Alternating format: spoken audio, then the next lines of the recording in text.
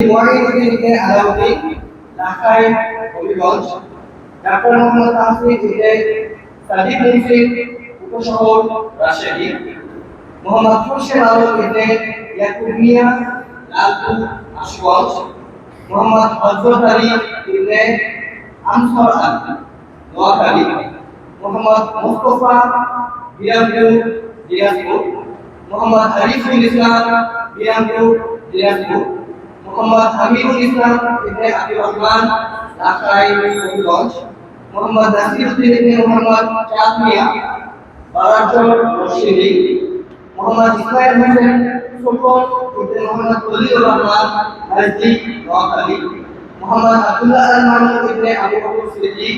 রাজদি Noakhali, Mohammad Nazrul Islam ইবনে Shamsuddoha চন্দ্রম Comilla,